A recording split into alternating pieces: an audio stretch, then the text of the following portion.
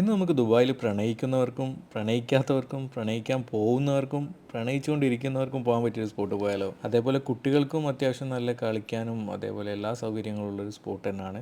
അതും ഫ്രീ എൻട്രൻസോട് കൂടി. ഏതായാലും പരിചയപ്പെടാം നമുക്ക്. നിങ്ങൾ ആദ്യമായാണ് നമ്മൾ പേജ് കാണുന്നതെങ്കിൽ ഒന്ന് സബ്സ്ക്രൈബ് ചെയ്യുക, ബെല്ലൈക്കൺ അമർത്തുക. ഹലോ ഗൈസ്, നിങ്ങൾ പലരും കേട്ടിട്ടുണ്ടാവും ലാസ്റ്റ് എക്സിറ്റ് പലരും പോയിട്ടുണ്ടാവും.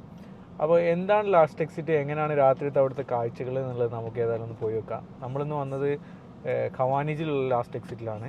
ദുബായ് ഖവാനിജിലുള്ള ലാസ്റ്റ് എക്സിറ്റിലാണ്. ഏതായാലും നമുക്ക് പോയി നോക്കാം.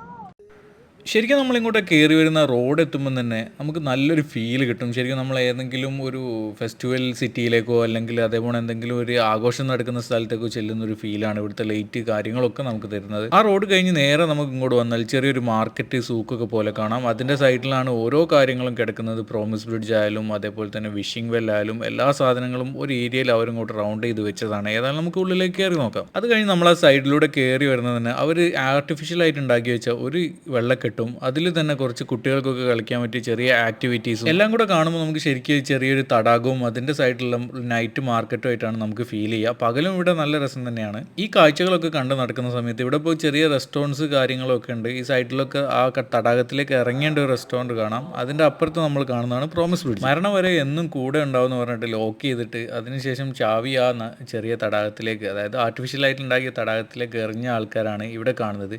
ഇതിലെ പല ലോക്കുകളും തുരുമ്പ് പിടിച്ചിട്ടുണ്ട്. എന്നാലും ഇവരുടെ ബന്ധങ്ങൾ ഇന്നും നിലനിൽക്കുന്നുണ്ടോ തുരുമ്പ് പിടിച്ചിട്ടുണ്ടോ എന്നുള്ള അറിയില്ല. ഏതായാലും നല്ല രീതിയിൽ നിലനിൽക്കട്ടെ. ഇവിടെ ഈ ലോക്ക് ചെയ്തതിന് ശേഷം ആ കീ എടുത്തിട്ട് ഈ ചെറിയ വെള്ളത്തിലേക്ക് എറിയാറാണ് പതിവ്.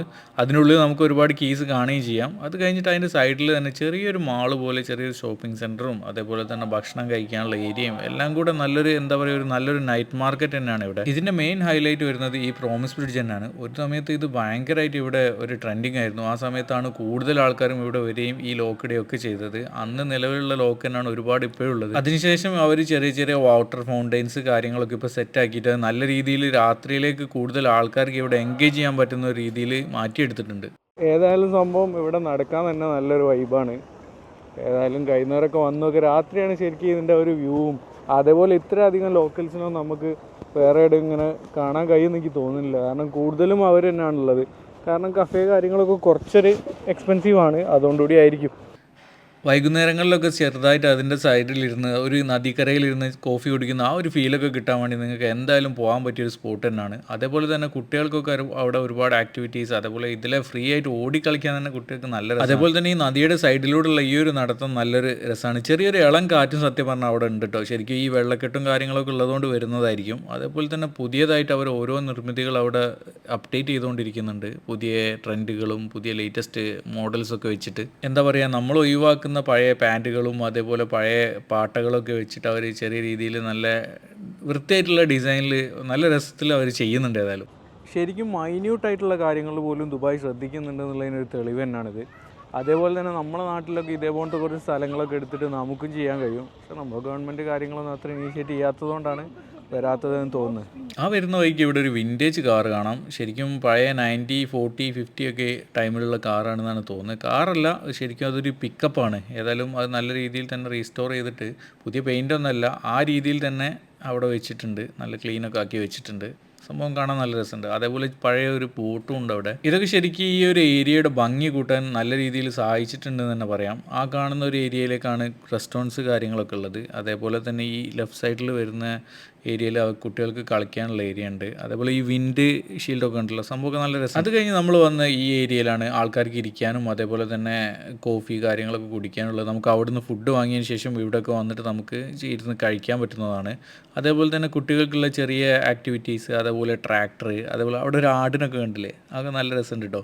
അതേപോലെ ആ ലോങ്ങിൽ കാണുന്ന ഈ ബാസ്കിൻ റോബിൻസ് ഐസ്ക്രീംസ്, ഒരുപാട് ഫുഡ് ട്രക്കുകളാണ് കൂടുതലായിട്ട് ഇവിടെ ഉള്ളത്. ഫുഡ് ട്രക്ക് പോലത്തെ കണ്ടെയ്നറുകളിൽ ഉള്ള ഫുഡ് ഐറ്റംസ് ആണ് ഇവിടെ ഉള്ളത്. അതേപോലെ ഭയങ്കരമായിട്ട് തിരക്കില്ലാത്തത് കൊണ്ട് തന്നെ അവിടെ പാർക്കിംഗ് ഒക്കെ അവൈലബിൾ ആണ്. ഈ കാണുന്നതൊക്കെ നല്ല രസമുണ്ട് കേട്ടോ. ഈ ആടിൻ്റെ ഒരു മോഡലൊക്കെ ഉണ്ടാക്കി വെച്ചിട്ട് കുട്ടികൾക്കൊക്കെ ഏതായാലും നല്ല രീതിയിൽ ഇഷ്ടപ്പെടും എന്നാണ് എനിക്ക് തോന്നുന്നത്. ആദ്യമൊക്കെ കുറേ നേരം അതിൻ്റെ മുകളിൽ കളിച്ചിരുന്നു. എന്താ പറയുക, നമുക്ക് തന്നെ കാണുമ്പോൾ ഒരു ചെറിയൊരു ഒറിജിനാലിറ്റി ഒക്കെ ഫീൽ ചെയ്യും. അത്യാവശ്യം നല്ല പെർഫെക്റ്റ് ആയിട്ട് തന്നെയാണ് അവരിത് ഉണ്ടാക്കി വെച്ചിട്ടുള്ളത്. കാരണം കുട്ടികളെ അട്രാക്ട് ചെയ്യാൻ വേണ്ടിയിട്ട്. അത് കഴിഞ്ഞിട്ട് വരുന്ന ഏരിയയാണ് വിഷിംഗ് വെല്ല്. അതായത് നമ്മളെ ആഗ്രഹങ്ങൾ നമ്മൾ വിഷ് ചെയ്തിട്ട് അതിനുശേഷം ഇതിൽ കോയിൻസ് ഇടുക എന്നുള്ളതാണ് ഒരു ആചാരമല്ല, ഒരു അതിൻ്റെ രീതി. അപ്പോൾ ഒരുപാട് ആൾക്കാർ കോയിൻസ് ഇട്ട് നിങ്ങൾക്ക് കാണാം, ഇതിൻ്റെ ഉള്ളിൽ കോയിൻസ് കാണാം. അതിനുശേഷം അവരത് ക്ലിയർ ചെയ്യാണ് ചെയ്യുക.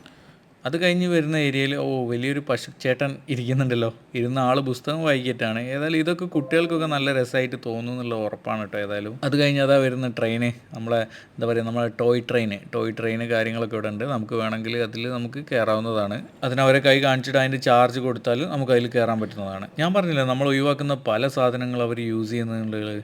ഇത് കണ്ടില്ല, വെറും നമ്മുടെ തകര പാട്ടല്ലേ, ഒഴിവാക്കിയ ആ പാട്ടെടുത്തിട്ട്, പാട്ടല്ല എന്താ പറയുക, അതിൻ്റെ ആ ഒരു ബാരലെടുത്തിട്ട് അതിനോണ്ട് ഉണ്ടാക്കിയതാണ് ഇത് മൊത്തം. ഈ ടേബിളായാലും അതേപോലെ തന്നെ ഈ ചെയറുകളായാലും ഒക്കെ നല്ല രീതിയിൽ അവർ ചെയ്തിട്ടുണ്ട്. ഏതായാലും സംഭവം സൂപ്പർ.